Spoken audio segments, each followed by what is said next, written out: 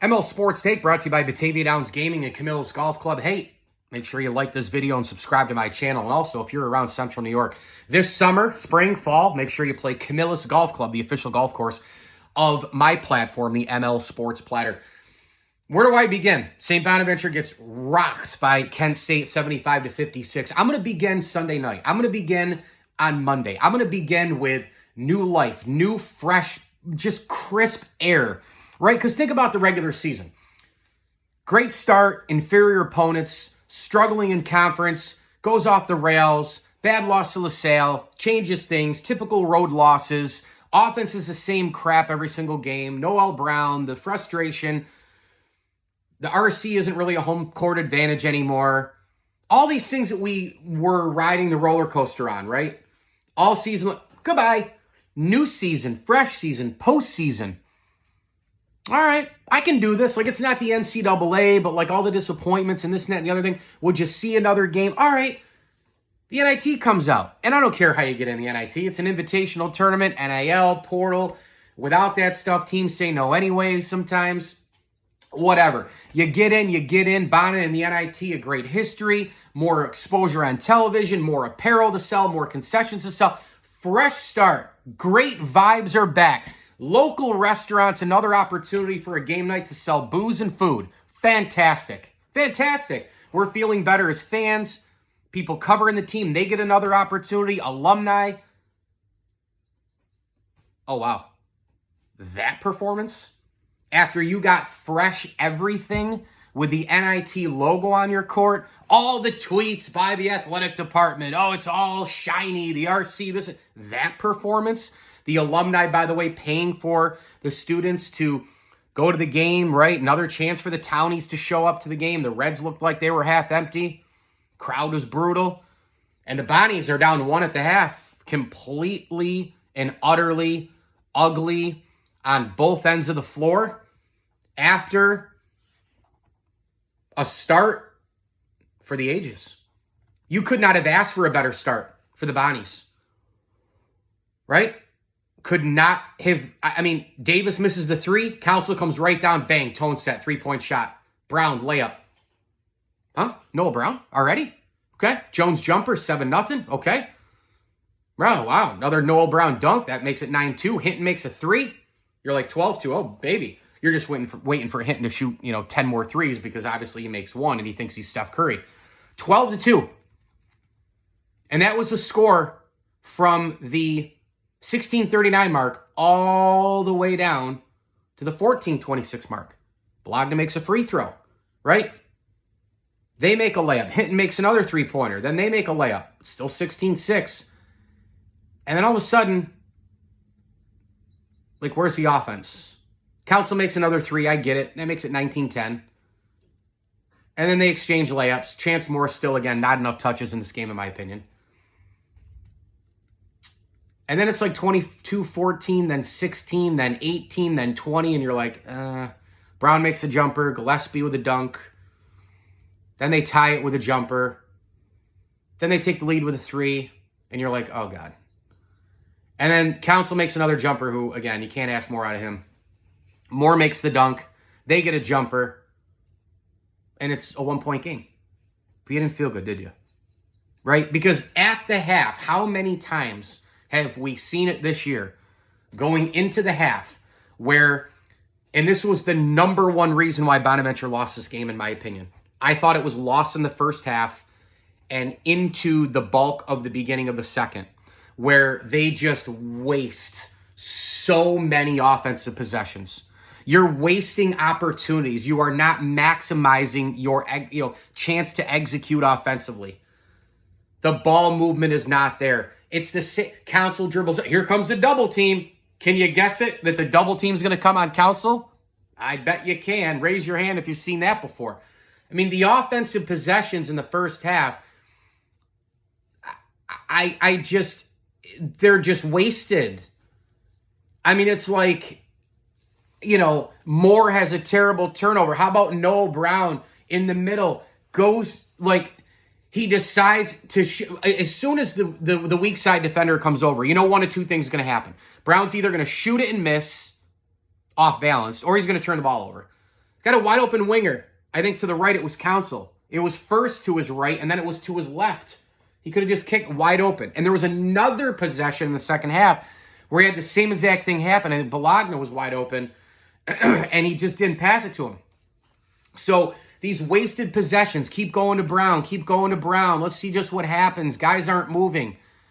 You know, and then they don't have the depth, and then the rotation's off, and then you miss a couple threes, and they keep going to the threes. And it's like, it's just this offense constant. And then you bring Brown back up, and then, oh, let's try to trick him with another high ball screen by the big man. And it doesn't work. No, you go back down. We'll give it to you eventually, don't worry, because the offensive possession is going to collapse. So don't worry, you'll get it, and then you can turn it over. Or you can just shoot up a ball that has no chance. Don't worry, we'll give you your chance to do that again. There's no timing, there's no rhythm, there's no screens, there's no running baseline, two guys. I don't know what to say anymore. I mean, the season's over, but this is the microcosm here in so many ways of this entire year, especially offensively, where it's counsel, pray, and just see what happens. Like, Laje Jones struggled in this game a lot, and then it's like, oh, maybe you can get us 3 more rebounds. You know, I mean, you can't ask him to do anything more on the boards. Moore still doesn't get enough touches. But the first half, that 10, 12-minute period of time where it's just awful offensive possessions over and over and over again. You can't win college basketball when you have those possessions. You're just wasting. You might as well throw the ball out of bounds. You might as well inbound it, cross to half the court line, and just throw it out of bounds. Go ahead, you take it back. Because there's nothing happening. There's no timing. There's no rhythm. There's no eventual execution. There's no getting the ball to your best players. There's no, sets. There's no Chance Moore, maybe the mid-range. He's 6'6", 205, 210. He wasn't utilized enough. Then they come out and hit a 3, by the way, in the second half. I'm like, yeah, well, that's a hit and shot. Don't hold your breath. And at that point, it's 31-29. Bonaventure does not score again until the 14-18 mark. And then, Council makes a free throw to make it 34 points. They get the Moore jumper at 36 points at that point. At 12:59. But they're down 9 because Kent State is executing like crazy on offense. They're getting the rebounds. They're making the better plays. And then at 36 points, when Moore makes that jumper, Bonaventure doesn't score again. That's 12:59, by the way.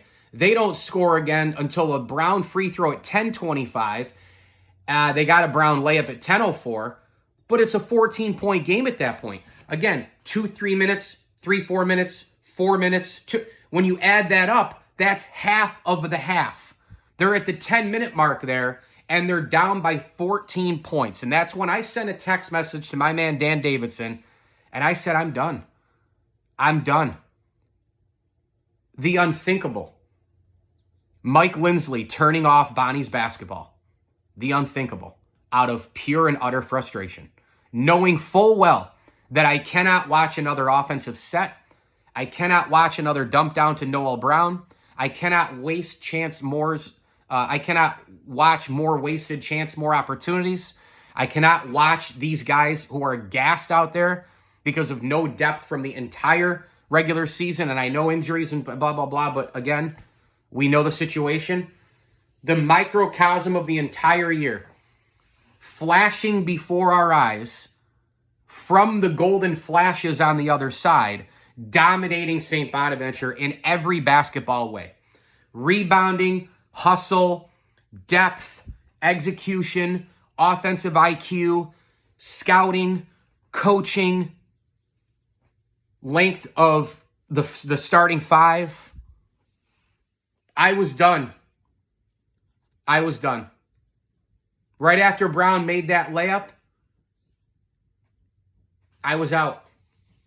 Basically, hit and miss the 3. It was 9:50. I was kind of, I had it on the phone. I'm like, I'm done. And I put on my Amazon Prime Video Hockey Hall of Fame documentary. I had one more episode to watch. The greatness. It's great, by the way. It's 11 episodes, 45 minutes each. I watched the whole thing, finished it last night. And I streamed hockey on my phone. And then I went back and checked here and there to see what the Bonnies were doing. I was done at 10 because I knew what was going to happen. I knew what was going to happen. And then Kent State just pouring it on. I mean, at that moment when I turned it off, 53-39, another three-pointer scored. Bonaventure did not score another point until the 6:32 mark. So go 6:32 back to the 10:04 mark. Ladies and gentlemen, that is almost 4 minutes again. You cannot go 4, 3, 5, 4, 3, 5, 6, 4-minute stretches, either in a row or off and on, in between a couple baskets here and there, and expect to win basketball games over 40 minutes. Because when you do that 4 or 5 times a game and you add up that time, that literally is over 20 or 25 minutes of the basketball game, which, again, I'm not a genius, was pretty solid at math. You only have about 12 to 15 minutes left to make it up. This game was so Bonaventure this year. So Bonaventure. You get a more jumper at 41. Hey, they ran a right play there, but again, you were down 19 before Moore gets that jumper. Bonaventure would only score 15 more points the rest of the game. They got out-hustled, outclassed, out-coached. Depth, everything. And they got run off the floor in this basketball game. They got outscored in the second half by 18 points. There was a period of time where Bonaventure was getting so outscored and so outplayed that you couldn't believe that it was only a 17-point game. They had absolutely no answers for the Kent State bench. Kent State was able to throw out 3 really reliable depth players in terms of Hornbeak and Sumlin and Barnett. They come off the bench and they give you 26 points. Solid minutes, tons of rebounds. Hornbeak with 12 of them. Bonaventure got destroyed. I mean destroyed on the glass. And we saw this be a pattern, the last month of the season where they just got destroyed. Absolutely destroyed. Noel Brown, 3 rebounds. I mean, I would have gone into this game and I would have started Bologna. I would have gone small and I would have limited Brown's minutes. But they can't do that because they keep going to the well. They keep thinking that at this point, somehow, some way, after 30-plus games, that somehow a guy who hasn't improved all year and who hasn't improved his entire career, who still has the same moves, he still has the same turnovers, he still has the same off-balance shooting, the same non-recognition for the weak side defense, the same terrible defensive play on the other side. They still go to the well, though, don't they? 37 minutes, tons of touches. They allow him to shoot it 10 times. Keep going. Keep going. I mean, what is the definition of insanity? This. All year. All year. And I would have put him on the bench and brought him off and seen if something could have happened here. That's coaching. Something's got to give. It's the same thing over and over. I would have gone small. And somebody comes to me with, well, yeah, but what about the height? And this? He doesn't rebound anyway. Who cares? He gets 3 rebounds in a postseason game. He got 1 rebound in an A-10 game. He doesn't rebound anyway. Who cares? Nobody cares. If you're not going to get the rebounds anyway, if you're going to get 30 rebounds a game or under, who cares? Offensive execution. I'm throwing up right now. Look at the numbers. 34%. And then the panicking. Once they don't execute with Brown and a couple other things and no rhythm, no timing, no sets, it's, all right, let's just start chucking the threes. 27 three-point attempts? I mean, what? What do they think? They're the Splash Brothers? Holy cow. Free throw shooting. Abysmal again. You can't ask for anything more out of Council. He had 9 points, but the guy is so exhausted. double-teamed every time down the floor. Jones was horrific in this game. Still hustled and got 7 boards. I give him credit, couple blocks. But again, offensive execution. When your second leading scorer is Jonah Hinton, you got issues. And Chance Moore had 16 in this game with 11 field goals. I mean, I always thought all year him being a stretch guy could change the offense. Hell, bench Brown and put him at the 5 and see what happens. So, microcosm city of the entire year. Offensively, predictable. Quality opponents take you out. Council's double-teamed all the time. They have no depth. You get 2 or 3 great performances from the starting 5 guys, and then a couple of guys fall down. Noel Brown, completely useless on both ends of the floor, and they keep going to the well, especially offensively. They get nothing out of the bench, which I mentioned the depth before. All of that timing and rhythm creates you to shoot too many threes. You're a terrible rebounding team, so you don't get second chance points, and then you give the other team second, third, fourth chance points. We saw it against VCU, but VCU is a team that, who knows, they could end up in the Sweet 16. But we've seen it against everybody. Kent State, 23 win. They're a nice team. They're a nice team. We're not going to confuse them with the 2011-12 Kentucky Wildcats. They're a nice team. But come on. They came in and ran you over. NIT, home floor, new air, fresh air in Olean, New York. A new opportunity. All the frustrations, all the BS, put it away. New season starts now. You're at home. You get these guys in. Pack the place. Oops. And that is the result. You had a brand new opportunity. More TV exposure. More businesses can make more money. One extra Bonaventure game. You win this one, who knows? Maybe you get another one. The Burton probably packed. Restaurants, the brewery, the sports locker, the bookstore, right? The studio store, all these places, right? All the bars. And that happened? You had a brand new, you hit the reset button. Time to shine. Postseason, baby. NIT. We got history with the NIT. We've won the NIT. There's lineage there. You know Woj is getting airtime. And boy, did he ever. He got a lot of airtime. Talked about the NBA Pro Day coming up at Bonaventure. Talked about getting the right guys in. Talked about, having the 2 phones going. Talking about how it's been even more than he expected with, the dream job and all that. You knew he was going to get airtime. It's on ESPNU. More coverage. More Woj. More Bana. More talking about that NIT. History. All these opportunities. Right there. Pictures of the Riley Center. All the history that they show. The things I talked about. The things I love. The things you love. Right? All those things. The legends of the school. Saddlin's there. Hagen's there.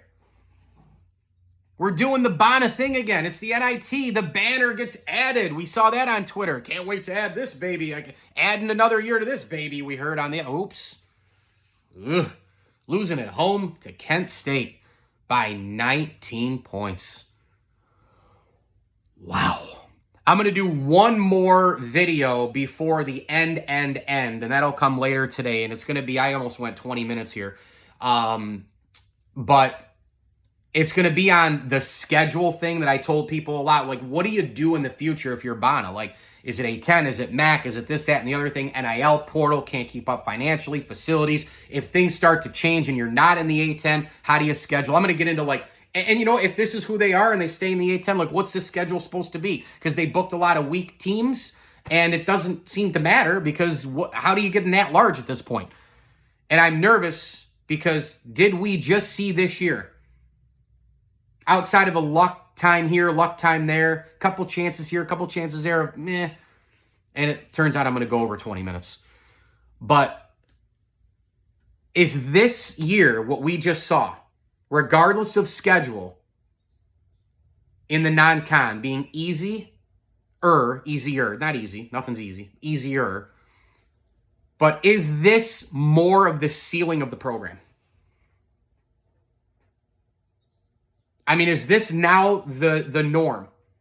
Like, oh, get to the NIT. Which, again, I'm okay with the NIT if the season and the expectations and the play and, you know, certain things have to kind of take place and the season has to kind of take shape in order for the NIT to, like, make sense to be like, all right, great, right?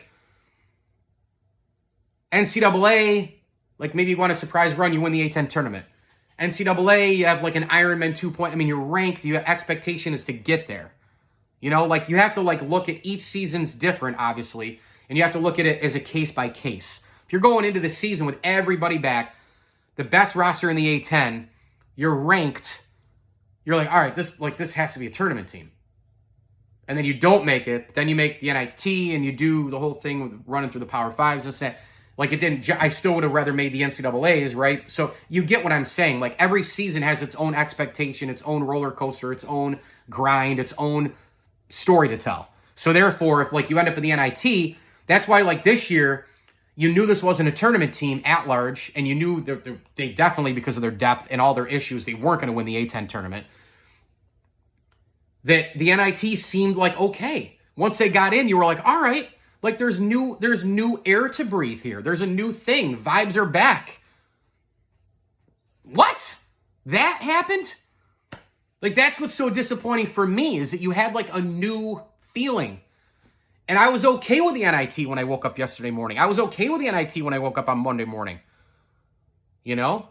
But, so I'll get into the schedule stuff and go from there. I'm going to chase down Jim Barron as well for hopefully an interview. And then as far as, like, the Bona stuff goes, I'm going to take a little bit of a time out, and I'm going to kind of reevaluate and decide what I want to do in the months ahead, off-season, portal, NIL, and if I'm going to do these next year. And I already told you why I may not do them. Anyway, one more video to come today. Hopefully I can get Jim Barron on. I want to get him on anyway to talk about, you know, the 99-2000 team. I want to get him on to talk about the NCAA tournament and some things too, and, you know, and have him, you know, talk a little about this team, I guess. But I've never had him on, and I want to have him on at least once. I've never had him on, so I want to get him. And, you know, I was there when he was head coach, and it was one of the great times of my life. ML Sports Take brought to you by Camillus Golf Club and St. Bonaventure University's online Masters in Journalism. Log on today. Get done in under 2 years with your Masters in Journalism at sbujournalism.com. Don't forget also, type in Shane Colligan Memorial Lounge. We're climbing, we're climbing, we're climbing.